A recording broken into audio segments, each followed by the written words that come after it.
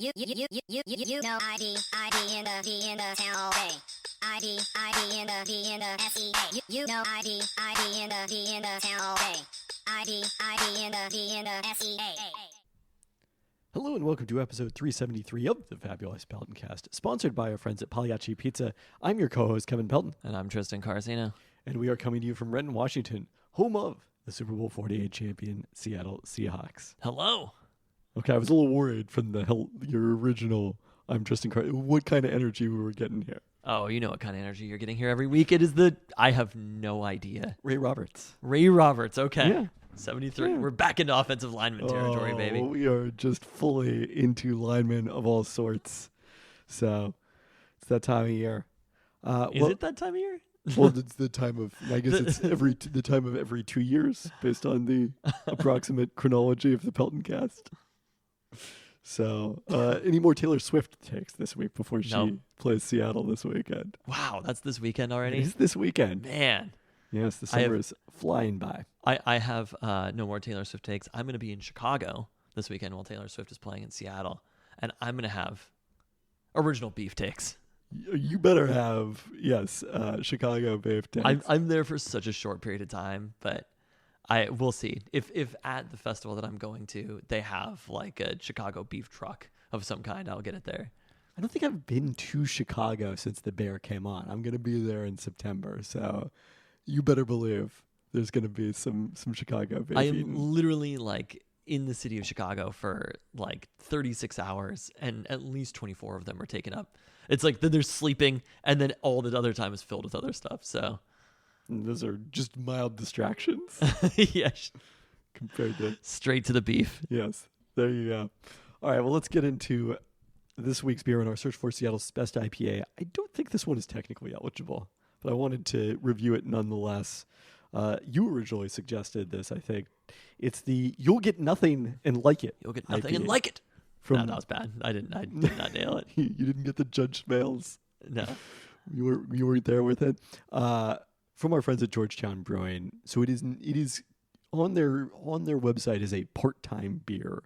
Although this is the first time, apparently it's existed since like 2019, but it's always I'd never once heard just of been on tap at the brewery. And this is the first time that I know of that they've canned it. So it's much more widespread availability now. Can I tell you, Judge Smails, what is that from? Caddyshack. Caddyshack? Yeah. I thought this... Okay, please tell me, because I'll tell you what I thought it was from. I thought it was a soup Nazi line. Oh, is what I thought it was. I was thinking at Wow. first before I really processed it and looked it up. That's how you know this is a safe space on the podcast. That it was Ben Stiller in Happy Gilmore. Okay. Yeah. But he says many other mean things to Happy Gilmore's grandma, but not You'll Get Nothing and Like It. That is, alas, from Caddyshack. Well, when someone says You'll Get Nothing and Like It, hope this is the beer they put in your hand. An unfiltered golden IPA with minimal bitterness, packed with aromas and flavors of pineapple, strawberry, ripened citrus, and pine. Those are some fruits you don't normally get notes of in IPAs, I would say. Pineapple and strawberry. Yeah. Then pine also. I don't know. I don't know. I legitimately thought, I told somebody else, I was like, they asked if it was part of the... That's hoppy. Is it? Ooh, I like that. Oh, in a good way. Yeah. Oh, yeah.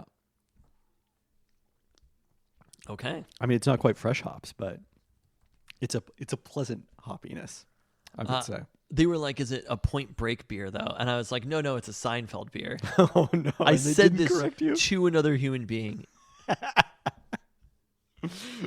I'm just rethinking some things.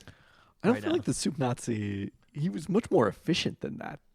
He would, I haven't watched that episode in a long time, but it was mostly like monosyllabic, I feel like. I feel like it could have been a Soup Nazi line.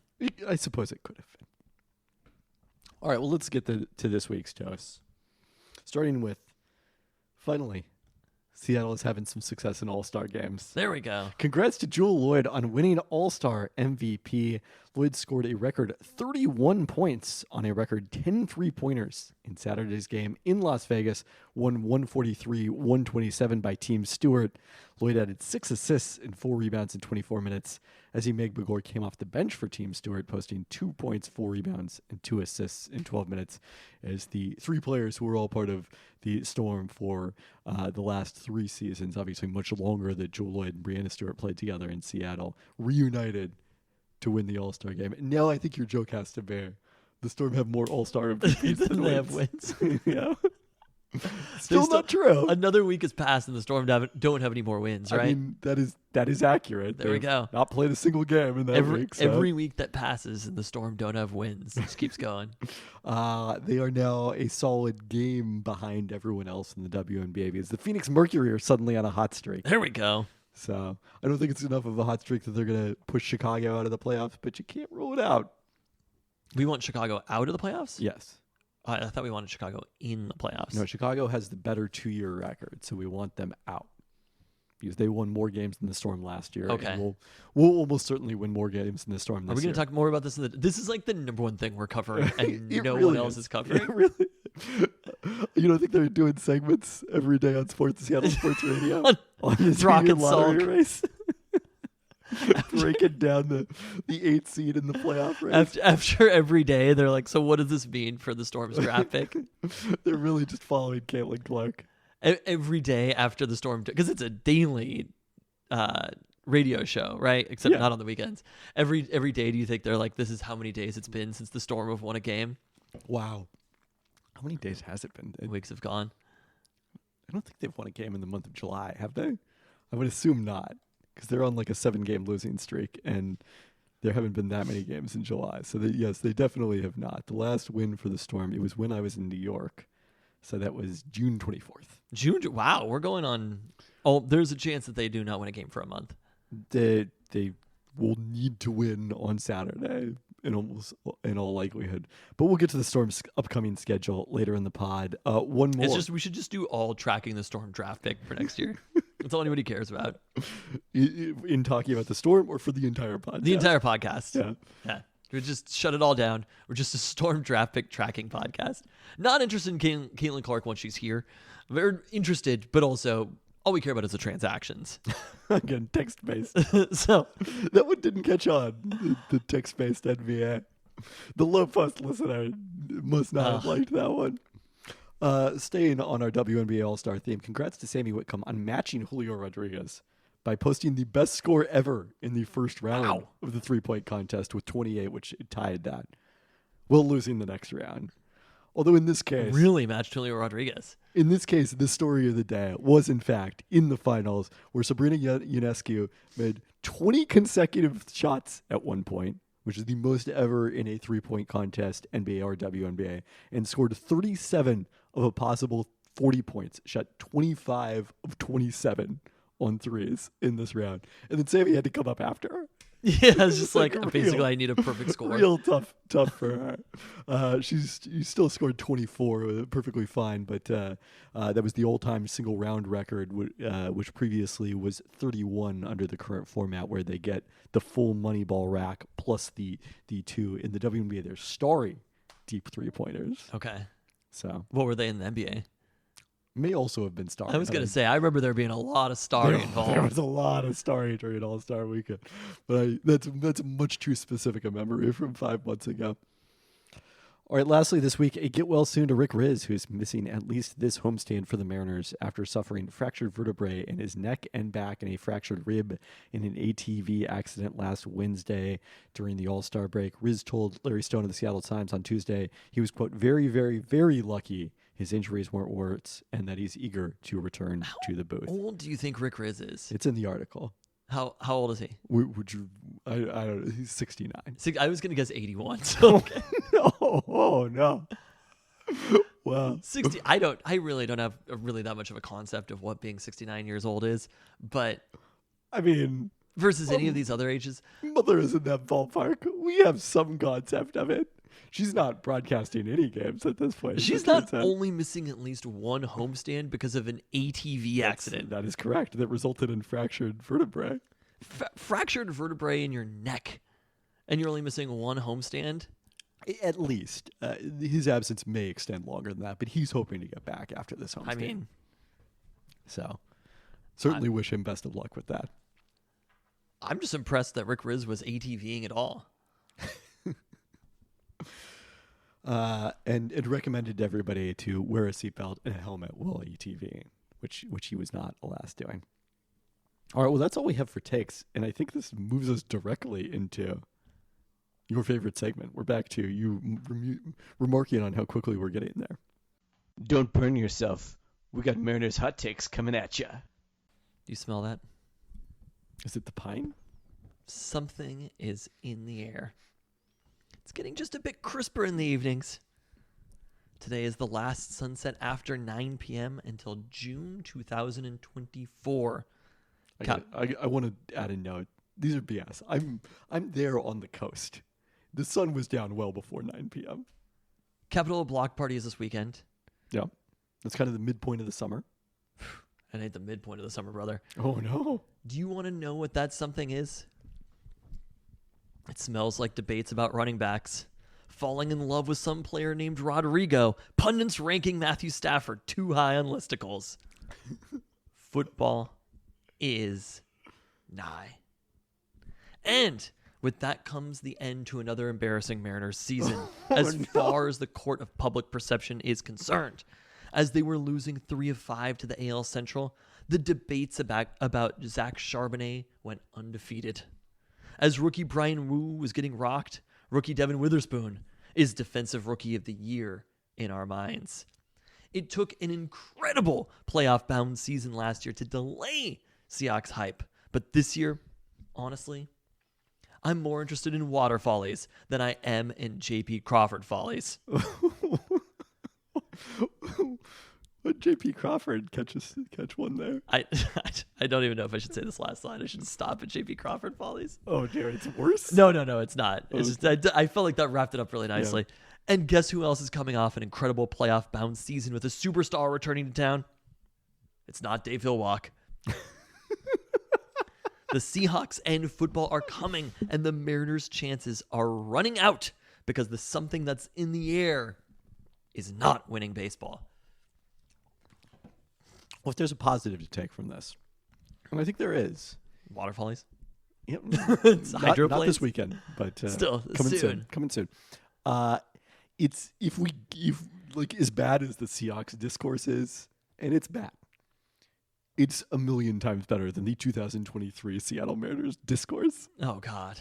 It's just like every game is a referendum on whether the team is any good or not. Like people keep remarking on, well, why aren't they more consistent? It's like, it's a baseball, bro. The entire sport is literally designed. Didn't I do this around take randomness. like a month ago? Maybe. I already complained about the discourse. Don't you remember that? Well, look. Go look up the old takes. Okay. I'll go drop that in here. I've made every take. That's true. So you can't complain about anything positive or negative that I have not already complained or been excited about. That's fair. There was a stat. So the Minnesota first baseman, I believe, Kirilloff, did not get a chance to bat in the ninth. He was a double away for the cycle. There's only been one cycle ever at T-Mobile Park. It was by an opposing player. Do you feel like there's any chance you can guess? I would have no idea. Okay, it was a member of the Oakland Athletics. Miguel Tejada. Yeah, no, I was not getting that one. Yeah. There's only been one cycle at T-Mobile Park Yes. by an opposing player. No, I think that's including the Mariners. Really? I don't believe the Mariners have had a cycle at T-Mobile Park. We had Mike Ford so close on the 4th of July. I thought he got it. You were not paying any attention to this, though. Nope. You were elsewhere on the 4th of July. Mike Ford needed a triple for the cycle, and there's Triples Alley in San Francisco. This was when the Mariners were good for a second. Do you remember? And he hit the ball down the line, and I was like, he freaking did it. Mike Ford did it, and then he pulled up at second. It's like, oh. Oh, you got to go for it in that scenario. Was I it know. a close game? No, not really. Okay, yeah. Oh, you gotta do everything you could do to live on. Do they have a list on Wikipedia of Mariners cycles? You wondered. I only remember Jay Buhner and Dan Wilson are the two that I remember. Yeah. So, did you see in the All-Star game when they were talking to Corbin Carroll on the headphones? no, again, I did not see any of it. And they were like, talking to Corbin Carroll So about apparently, Ichiro. Corbin Carroll played like Queen Anne Little League. That makes sense. He's from Queen Anne. Do you feel like he played on the field we once homered at? Oh, absolutely. During He the summer did. showcase? Oh, yeah. No, What was it called? not the summer showcase. Summer Classic. Summer Classic. Yes. Yeah. No, he definitely did. John Olerud hit for the cycle. I don't remember that. But so Corbin Carroll, they're talking Dan to. Wilson did not. A-Rod did. I and swear Adrian Dan Wilson Beltre. did. Are they sure about that? Maybe Dan Wilson just had a really I notable think you're inside thinking the of park home run. Yeah, the inside the park home run. I'm pretty sure what you're thinking of. Who are the other ones? A-Rod? And Adrian Beltre.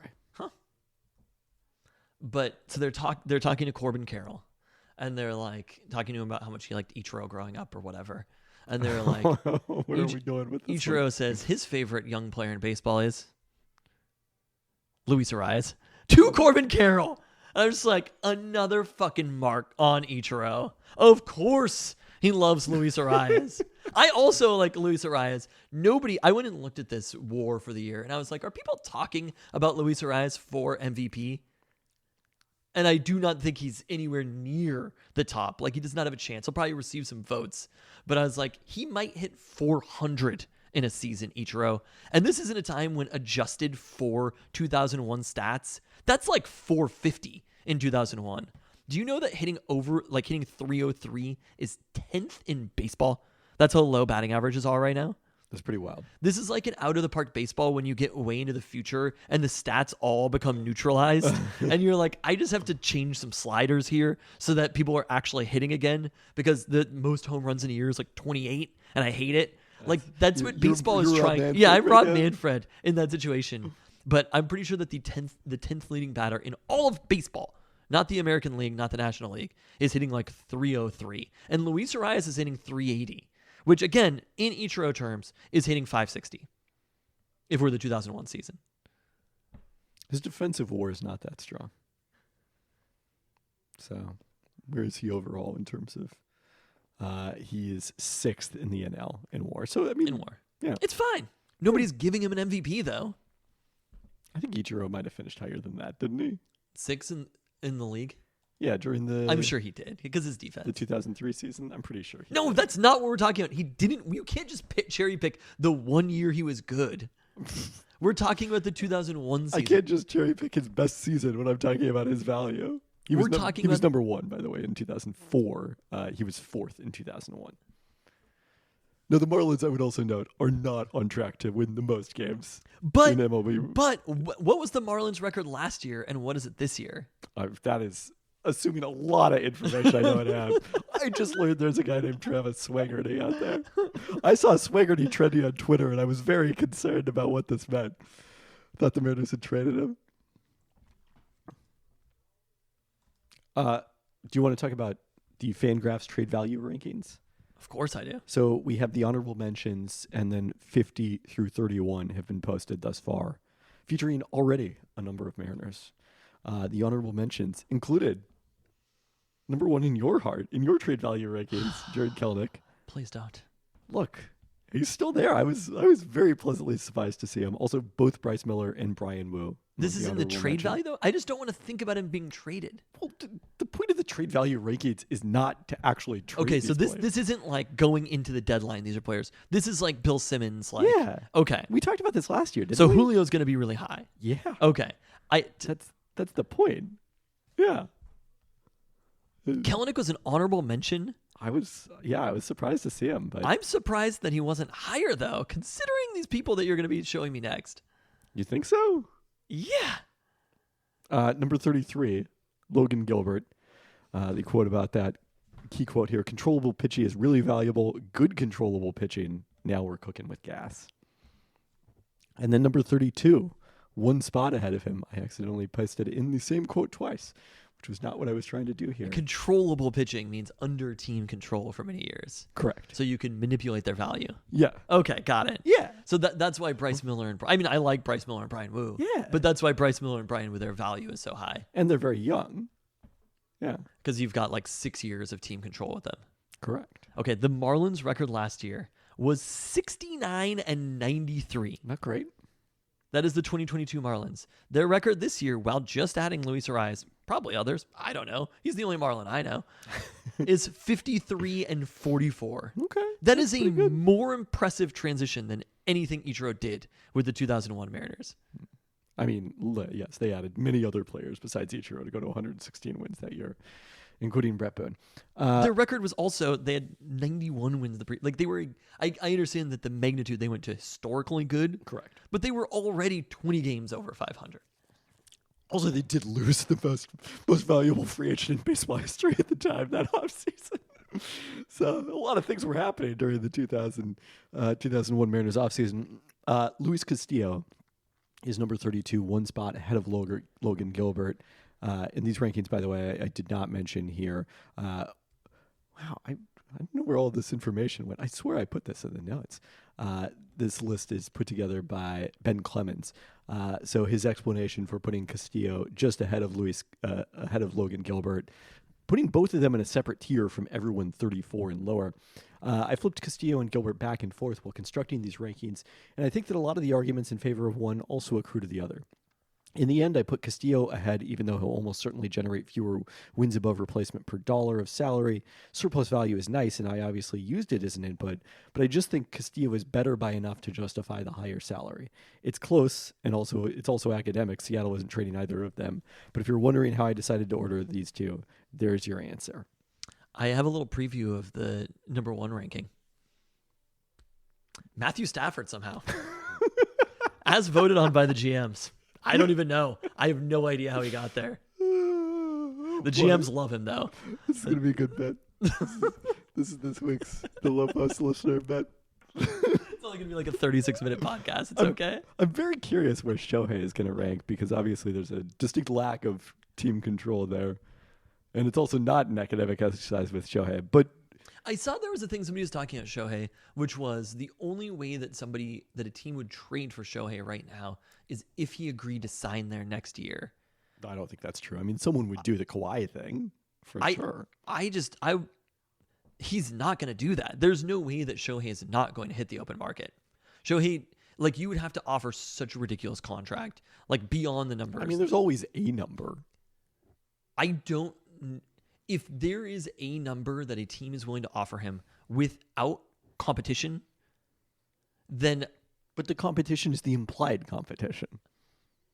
It's knowing that competition is coming. I think you could take that number and be like, I have this number, and then wait until there's an open market and be like, they're still willing to pay that number, because the reality is he's more expensive at the deadline than he is as a free agent. What do you mean? Because you have to give up prospects for him as well. Oh, yeah. So if you're willing to pay him whatever that number is now, you're definitely willing to pay him that number. Well, now the question for Shohei's standpoint is, obviously, knock on wood, if something were to happen that were to prevent him from pitching for a period of time, how would that affect his value? It doesn't matter. He's there right now. He's not pitching very well. I know you don't follow this, but Shohei is not pitching particularly well right now. The point is not that he's not, whether he's pitching well or not, and I'm sure he's still pitching reasonably well. We wouldn't be an upgrade on Brian Wu in the back end of the rotation. Yeah, okay, fine. Well, but because you get it. I don't know if you're aware of this. He's like having two There's players. two Shoheis. Yeah. It's really valuable on a roster where they have limited number of players on your roster, particularly limited number of pitchers. But I think it would take a very severe injury for Shohei's value to be lower. I'm saying that's possible. So I would factor that into my calculations were I Shohei Ohtani. I don't think it's inconceivable that he extended his contract. But I also think someone would trade for him without that assurance because he might help you win the World Series this year. I don't think the Angels are trading him. I would be very surprised if the Angels traded him, but I would be even more surprised if he was traded. There's the tiers of surprise if he was traded and extended with that team. I don't see there being a chance in hell of that happening. Okay. And so my takeaway from this list, again, we do not have the top 30 yet. I feel pretty good that there are going to be two Mariners left on this list. They're going to have 4 of the top 33 players in baseball in terms of trade value. Who do you think is going to be left? George Kirby. Yeah, okay. He's younger than Logan Gilbert. Kirby's definitely going to be better. There. Yeah. Yeah. He was an all-star. Yeah. Yeah.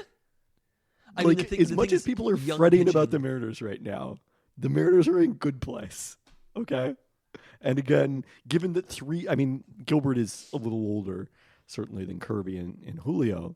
But given that three of these guys are on this primarily because they're so young, and they have two honorable mention pitchers as well. Like, look, pitchers are very volatile, but it's a great place to be. Of the players who are going to be mentioned, it's basically the entire starting rotation. Yeah. Which is a good thing. Except for the guy who was the Cy Young Award winner 2 years ago. His value is not very high.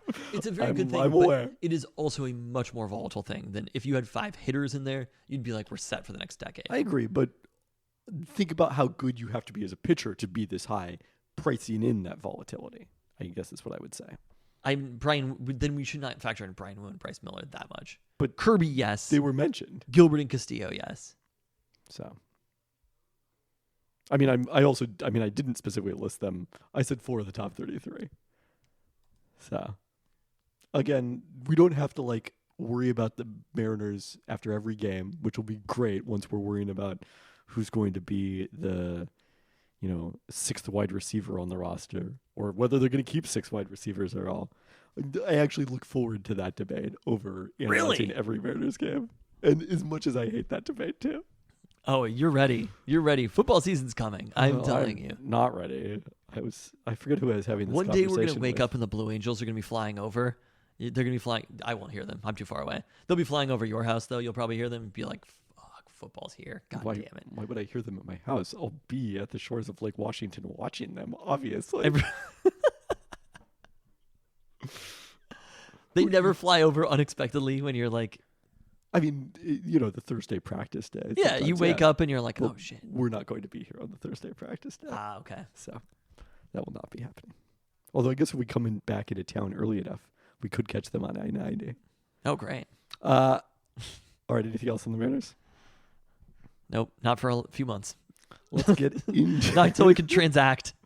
Well, Call me when the transacting I don't know if starts. you're aware of this. There's some transacting coming up. The trade deadline is in 12 days as this podcast is released. 12 days away. All right, let's get into the roundup, starting with the Seattle Sounders, who saw the return of Jordan Morris and Christian Roldan to the lineup on Saturday after USMNT crashed out of the Gold Cup in the semifinals and drew 1-1 at home with FC Dallas. Sounders took the lead in the 32nd minute on an own goal, but saw Dallas equalize 10 minutes later. Roldan started while Morris and Nico Ladero came off the bench in the second half, but the Sounders still couldn't break through, putting just 2 of their 17 shots on goal in that draw. That's the end of MLS regular season play for the next month here. Not the entire end, because the season goes on forever. You know what's coming, friend? What's that? That's the most important tournament in Hello. all of soccer history. Finally. Definitely the most important soccer tournament that is happening right now. I've been waiting for it. The 2023 Leagues Cup. There we go. It kicks off this Saturday with the Sounders traveling to Salt Lake. Those are 2 of the 3 teams in a group that also includes Liga MX side Monterrey. The top 2 teams for the group will advance to a 32-team knockout stage beginning August 2nd. The Sounders beat RSL 2-0 at home in March. Got a result in a scoreless draw in Salt Lake in April. Would probably feel good if they got that result again on the road this time. That's Leagues Cup action, baby. You're open for some scoreless Leagues Cup action. Yeah. Are you not going to unleash your Leagues Cup take? Do I have a Leagues Cup take? Yeah. What is that? You were complaining about it last week. Which thing? That it's all we care about? Yeah, that soccer fans care so much about the Leagues Cup, which you've deduced from all of your conversations. I've already talked about this over and over and over again. I thought we're just adding on to the joke. This wasn't offline that I was talking about it. Huh? Yeah, it was. It was before the pod last week you ranted about it. The Leagues Cup? Yeah. Oh. Maybe it was Nations League. I don't know. I can't keep the league straight myself, No, it's the admittedly. Leagues Cup. Yeah. Look, I'm all in on the World Cup right now. Okay. But we'll talk about that in a second here. Do you want to move on to that? Yeah, I don't care about the Leagues Cup right now. Look, that's MLS fans who care about the Leagues Cup. I'm all in on the World Cup. Well, the Women's World Cup begins this Thursday. There we go. The U.S. Women's National Team will open in Auckland Saturday afternoon local time, but Friday evening at 6 p.m. Pacific against Vietnam. Actually, I guess it begins Friday also in the New Zealand and Australia, which are jointly hosting the World Cup. We will, of course, also be following Italy, There we go. which opens Sunday at 11 p.m. Pacific against Argentina, also in Auckland. Is Argentina? Oh, that's probably a pretty good matchup right there. No, I don't think the Argentina women's team is very good. I don't know where to go to for projections about the Women's World Cup now that 538 has basically become a ghost site. Wait, really?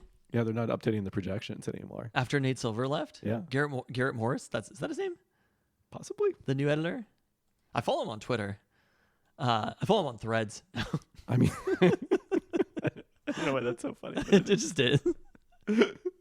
I mean, they have not been updating them, so I don't know if there's new formulas coming at some point, but there you go.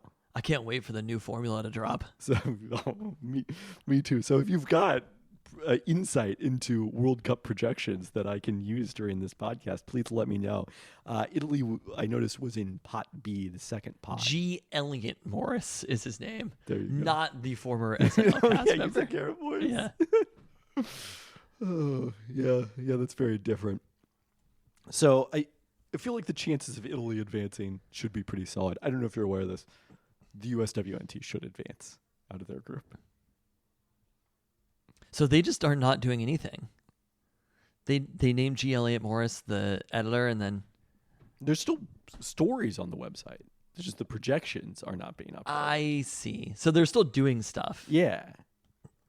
The sports aspect of it is just no more. He's just not really interested in sports. That was like a Nate Silver like pet project thing. Maybe I suppose how hard it is to keep those going, I don't know, but they are not continuing at this point. So, U.S. is in Group E. They're along with Vietnam, the Netherlands, and Portugal. Also in Group G with Italy and Argentina, Sweden and South Africa. So Sweden probably the favorite to advance out of this group, to win this group, but Italy with a strong chance to finish second. In the Okay. group. Are there any scenarios where the let's see, so U.S. is in Group E, Italy in Group G. Could those teams, the winner of Group E does take on the runner-up of Group G. So the most likely scenario would probably be a U.S. women's national Wow. team Italy matchup in the round of 16. Allegiances will be tested. I don't feel as strongly about the Italy women's team. I gotta admit, Wow. as the men's team. Sexist. Proven. It's just not the history there. There is more of a history with the U.S. women's national team.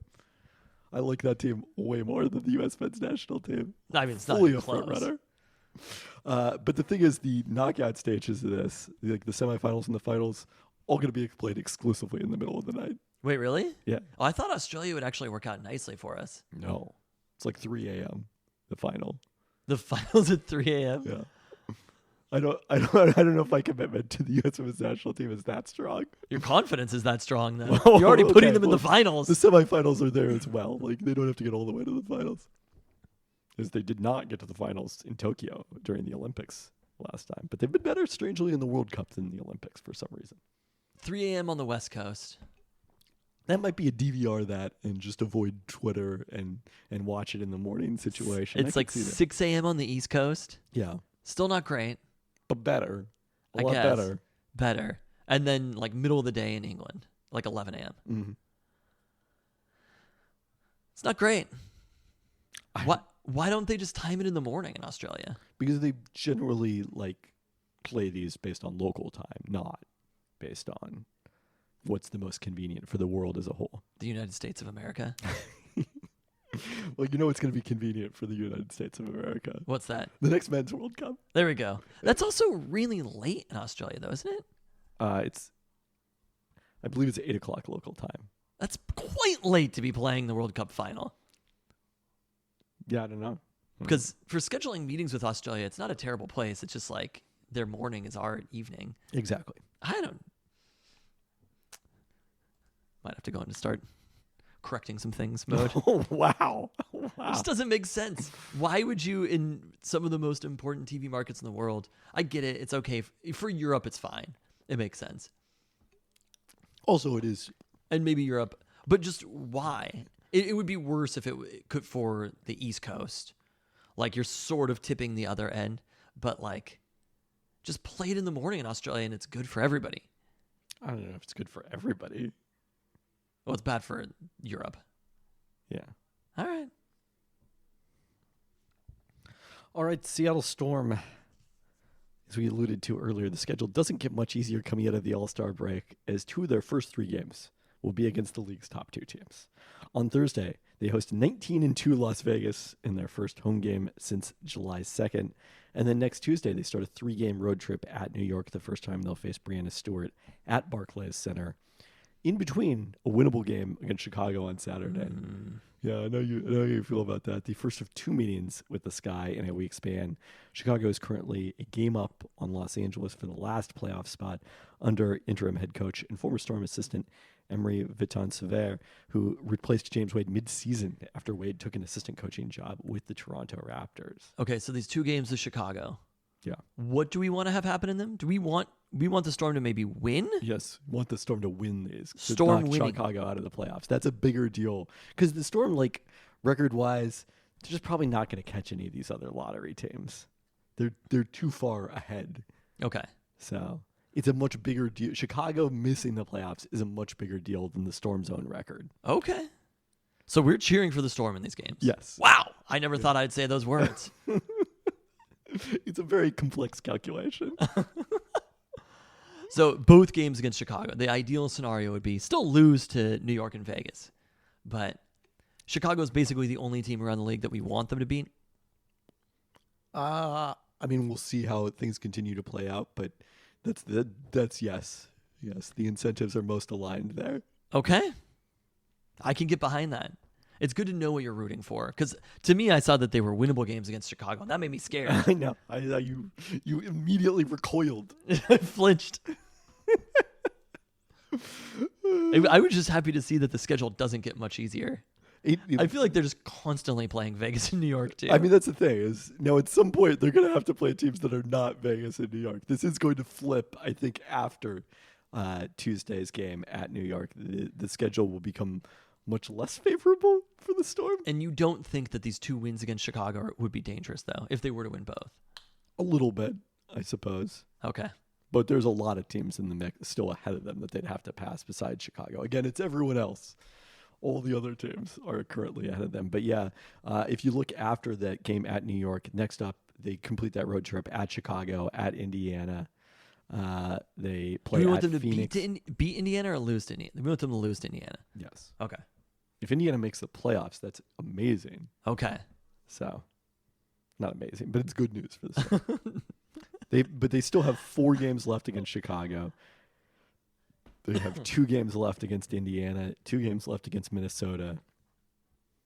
Only 2 games left against Phoenix. These are all teams that are near the bottom of the playoff standings or in the lottery. So they've now gotten that game at New York is their last matchup against the Liberty, and they only have 1 game remaining after next week against the Aces. Okay. All right, a little bit of UW football news. The all Pac-12 preseason teams are out. UW placed 3 players on the preseason first team.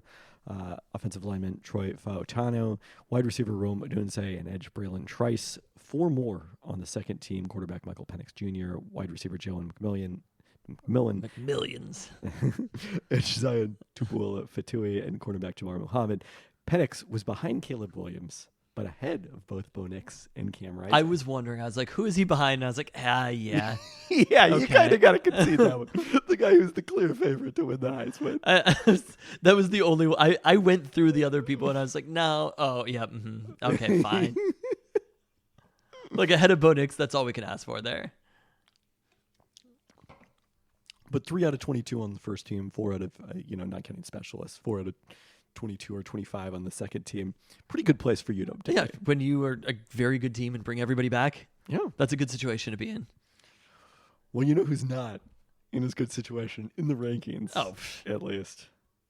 It's the Seahawks. It's ESPN's Intel-based position rankings wrapped up on Tuesday with the Seahawks' only top 10 player at any position.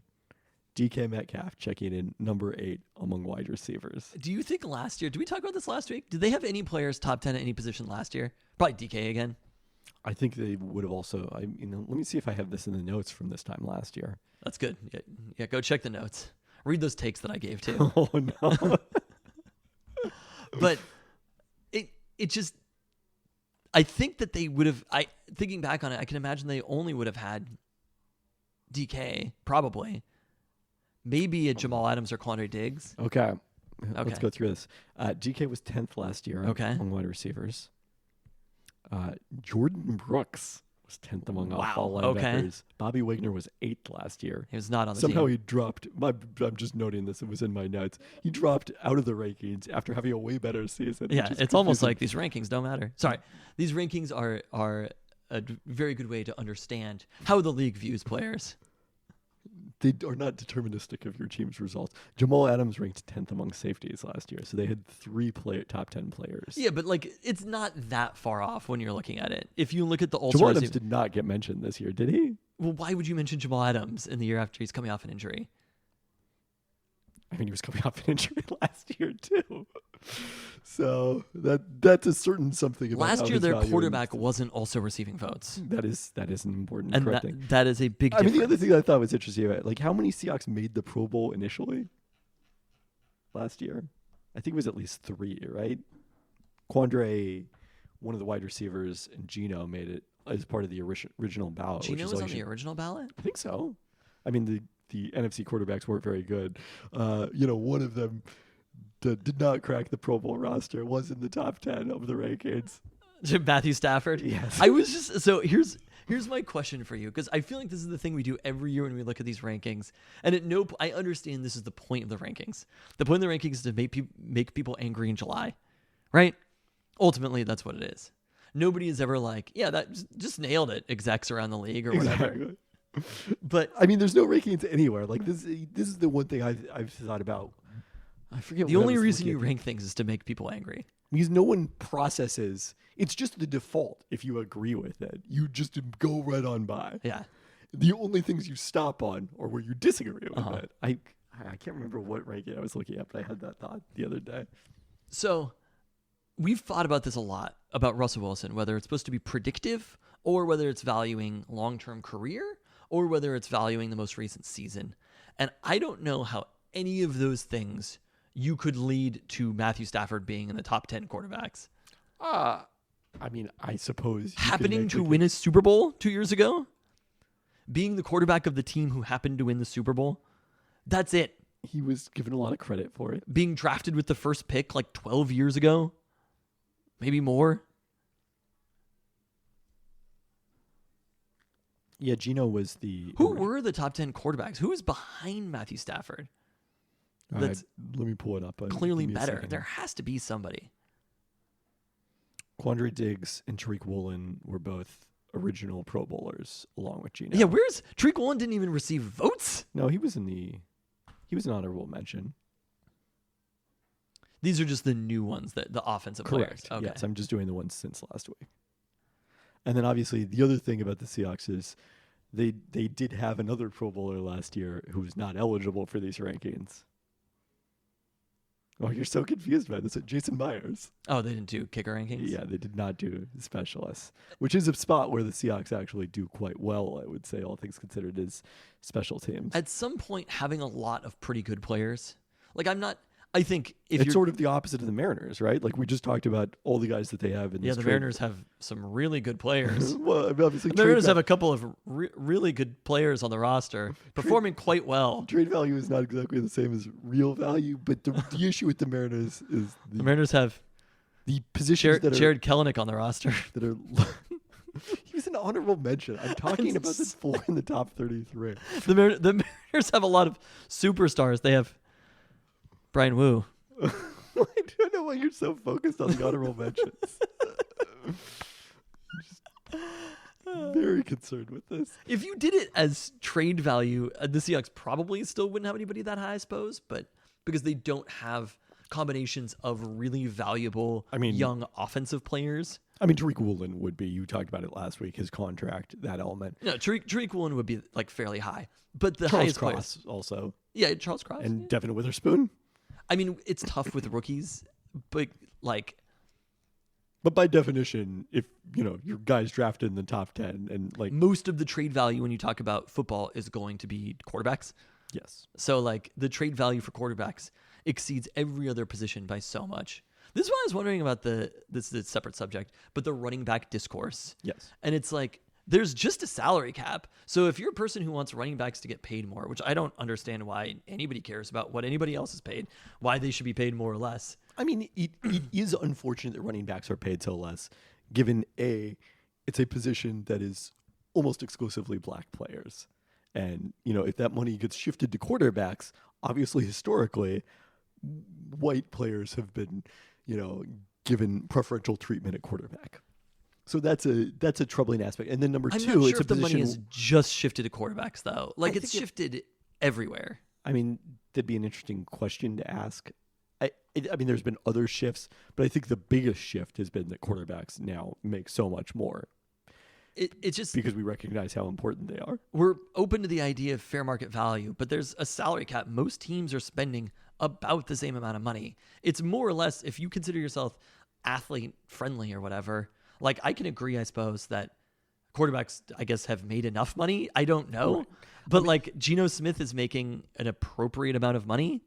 But the other aspect that Mina has been hitting on a lot on NFL Live and on Twitter as well is that running backs have disproportionately short careers. Most of the value that they do provide NFL teams comes when they're on their, rookie scale contracts where they can't negotiate on the open market. A lot of their value also gets wasted in the 3 years they have to spend in college because of the NFL's rules. Like, honestly, like I've joked about this in the past. Like, I ran regression on yards per carry and aging, and like the peak age for running backs in terms of yards per carry was like somewhere in their teens. Yeah. I wonder if players, if you're a young athlete, if it just makes sense to not play running back. And that's where the market has to kind of like correct itself. I think that's an element of it. I mean, hopefully NIL changes this conversation a little bit because now college running backs can capitalize on their value at that level in a Get paid different way. younger. I mean, it is true that, yeah, I mean, if players who have that athletic profile just shift to playing wide receiver instead because wide receivers are another position that is getting paid instead of running backs, Or in the secondary. like that's not a net negative to society. But I understand how it's tough for running backs who, it's too late for that change. All right, the quarterback rankings. Number 1, Patrick Mahomes. Lowest ranking, number 2. I'm kind of surprised who had. We've already been through that. Mhm. The internet already talked about that. Oh, I it missed was it. on Threads. I haven't logged on in a It's while. actually Number 2, Joe Burrow. Number 3, Josh Allen. Number 4, Aaron Rodgers. Don't know about that one.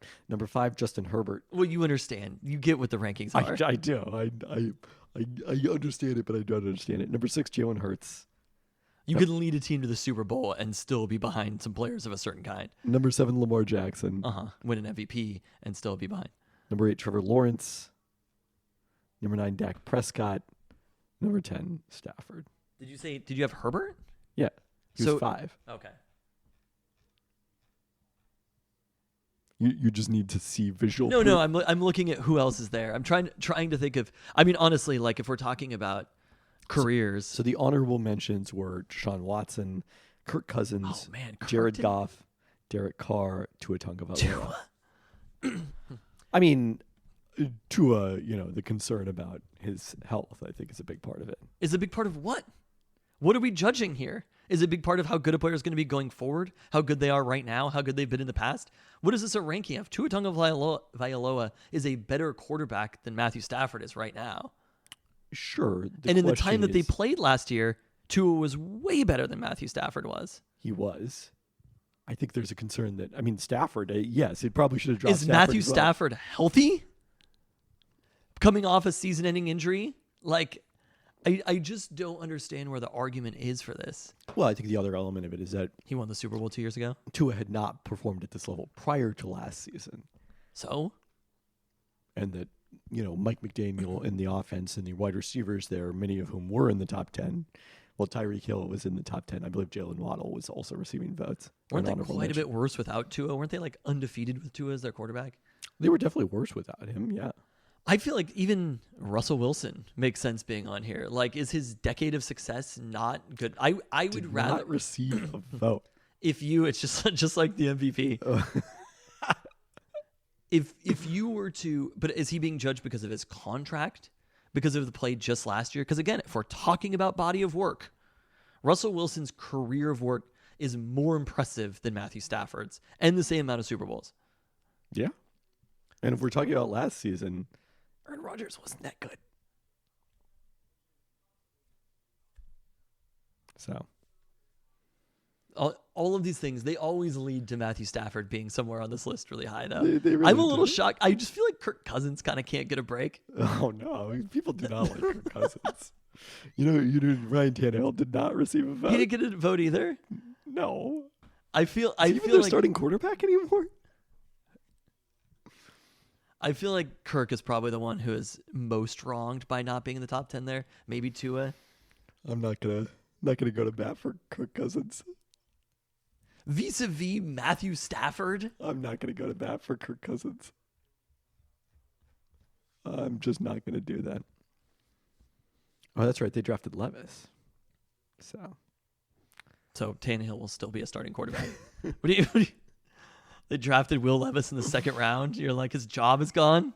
wow. I'd rather have Kenny Pickett than Matthew Stafford. If we're talking about future value, I would take Kenny Pickett. We're talking about just this season. Just this season, I would rather have Kenny Pickett. I will put it down in money right now. QBR, whatever metric you want, that Kenny Pickett will be a better quarterback than Matthew Stafford in the 2023 season. All right, I'll need to ponder that. Need to do some research before I determine whether to accept that wager and maintain my undefeated streak in our wagers from last season about DK Metcalf's receiving yards and when Drew Lock would become the Seahawks starter. Last year was a long time ago, man. So Gino was among the others who received votes along with Kyler Murray, How sad for us. Daniel Jones, and Justin Fields. Justin Fields getting votes over Russell Wilson. Like that's a real optimistic about Justin Fields' development this season, I gotta say. So Yeah, I don't know about that one. Well, we have to put some stipulations around it, maybe, like you have to play a certain. Matthew Stafford can't play one game Yeah. and then have an amazing game and then injure himself for the year or whatever. I don't want to backdoor my way into this. That's not Yeah, my you just interest. want sustained great play from Matthew Stafford, like you've come to expect. They won the Super Bowl. I'm aware they're probably going to win the fucking NFC West this year. I'm sure there'll be a lock for I over. believe For me that when we was do a that. bold prediction. When we do the over under, just like Actually, or did you make that bold prediction and beat me to it? I feel like there was about the something- Rams. Yeah. I don't think so. You think I was making bold predictions about the Rams? Probably not. Ken Walker III was the other honorable mention for the Seahawks at running back. Taylor Lockett also receiving votes at wide receiver. I mean, look, this, it doesn't matter how many top 10 wide receiver seasons Tyler Lockett has in terms of actual production and value. It's just no one is ever going to be convinced by Tyler Lockett outside of the Seattle area. 10 wide receivers, like you can come up with 10 pretty good wide receivers. There are 10 amazing wide receivers. If you look at Seth Walder's numbers, though, like, Tyler Lockett should be there. It's just Seahawks fans and stat geeks on Tyler Lockett. We're the only subsets of groups. And since we belong to both of those, you've thrown all your support to Jackson Smith and Jigba instead. I mean, it's just going to open things up for everybody. Yeah. They might spread it around a little bit too much. It'll be one of those things when you look at, it's Football Outsiders. Is that a thing anymore? It is not a thing anymore. Is it gone? Aaron Schatz is writing elsewhere now. Okay. Yeah. Are there still going to be DVOA stats, or is Aaron Schatz going to have those elsewhere? I believe so. Okay. It'll be like one of those things when you look at the top 10 wide receivers in DVOA, and you're like, there are 3 players from the Seahawks, 2, 4, and 8 or something, and you're just like, holy shit, what is going on?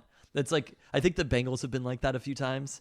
When you look at it, and you're like, oh my God, how are all these players this high? That'll be the Seahawks next year with those 3 receivers. I hope so. And their like overall production is not necessarily going to be that high. It's just going to be the efficiency. Yeah. That's the Tyler Lockett way. It's also the Jackson Smith and Jigba way. Yeah, it's good. Yeah. Anything else on the Seahawks? I was trying to look up what the Rams over-under was for next year. 7.5 games. Really? That's it? You think it should be higher? Yeah. I think they were 5-12 last year. I'm fully aware of what happened last season. A lot of faith in Matthew Stafford that you have there. You're already betting on him as being better than Kenny Pickett. Yes. 100%. You didn't really jump at that. I need some more context. Is the first Rams at Seahawks in 53 days? There's a countdown for it, or are you doing this math on your own? No, it just starts in 53 days. Rams at Seahawks. Is that week 1? I mean, it'd be weird if they had the number of days for it and it wasn't week 1, but also 53 days. September 10th, Rams at Seahawks. Yeah. Are you freaking ready to see your boy? I'd be fine with it being a shootout win for the Seahawks. Those are my favorite types of victories anyway. Force the Seahawks to Matthew Stafford pass. will probably have one good drive the entire game and ride that to glory for the rest of his life. Oh, this I haven't missed about the football discourse. This I have definitely not missed. Oh boy. On that note, Thanks for listening. Thanks.